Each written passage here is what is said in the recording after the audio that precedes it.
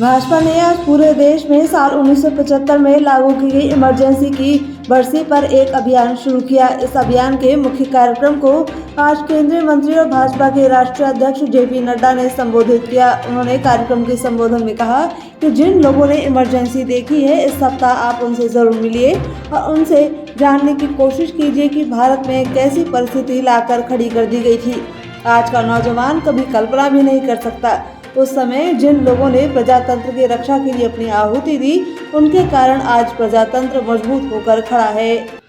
NDA ने ओम बिरला को फिर से लोकसभा अध्यक्ष पद का उम्मीदवार बनाया है, जबकि विपक्षी दलों ने के सुरेश को उम्मीदवार बनाया है। ऐसे में भारत के लोकतांत्रिक इतिहास में तीसरी बार लोकसभा अध्यक्ष पद के लिए चुनाव होगा।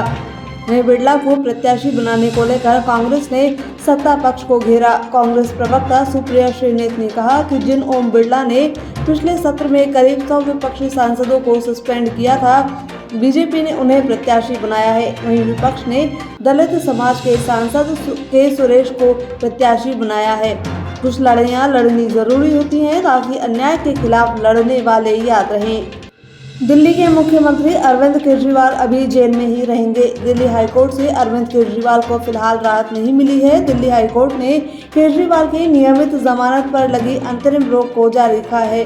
बीते गुरुवार को दिल्ली की राउज एवेन्यू कोर्ट ने अरविंद केजरीवाल को दिल्ली शराब नीति में मनी लॉन्ड्रिंग के आरोप में नियमित जमानत दी थी, लेकिन ईडी की याचिका पर दिल्ली हाईकोर्ट ने अरविंद केजरीवाल की जमानत पर अंतरिम रोक लगा दी थी।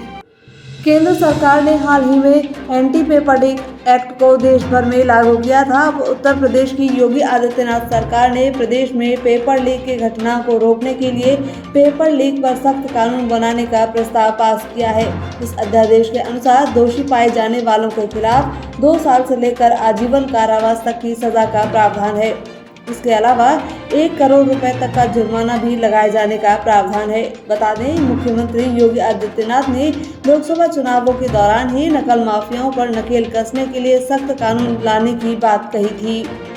भाजपा के राजस्थान के प्रदेश अध्यक्ष सीपी जोशी ने आपातकाल की बरसी को लेकर बयान दिया। उन्होंने दिल्ली स्थित अपने आवास पर मीडिया से बातचीत में कहा कि आज आपातकाल घोषणा के दिन को भाजपा काला दिवस के रूप में मना रही है।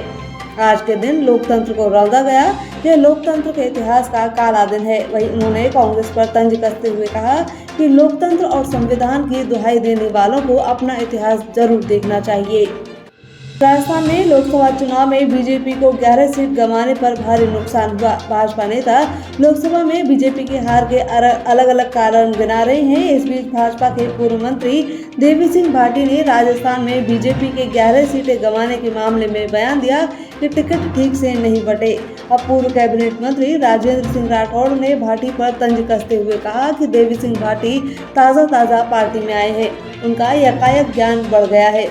वहीं कसवां अभी इतने बड़े नेता नहीं है कि उनका टिकट कटने मात्र से 5 संसदीय क्षेत्र में पार्टी चुनाव हार जाए।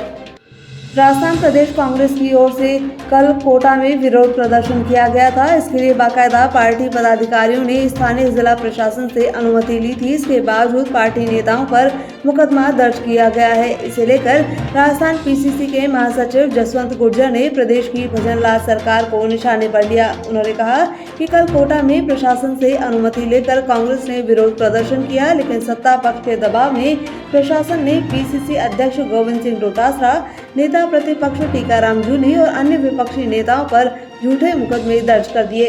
कांग्रेस नेता ने कहा कि अगर पर्ची सरकार यह सोचती है कि इस तरह की कार्रवाई से कांग्रेस कार्यकर्ताओं की आवाज को दबा देगी, तो यह उनकी भूल है।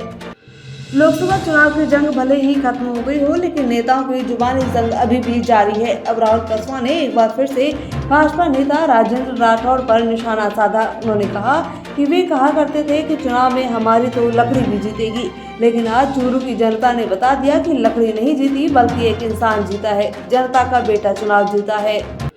टोंक में कोतवाली थाना पुलिस ने मोटरसाइकिल चोरी के मामले में कार्रवाई की। पुलिस ने 2 मोटरसाइकिल चोर और 3 खरीदारों को गिरफ्तार किया। साथ ही आरोपियों के कब्जे से 12 मोटरसाइकिल भी बरामद की। जानकारी के मुताबिक पुलिस ने चोरी के आरोप में नवल सैनी और हफीज को, जबकि चोरी की मोटरसाइकिल खरीदने के मामले में विकास, सादिक और दानिश को गिरफ्तार किया। गिरफ्तार आरोपियों को रिमांड पर लेकर पुलिस मामले की पूछताछ में जुटी हुई है। सूरतगढ़ में विद्युत विभाग को लेकर पार्षदों ने अपना आक्रोश जताया। क्षेत्र में पिछले 20 दिनों से कई वार्डों में स्ट्रीट लाइटें बंद पड़ी हुई हैं।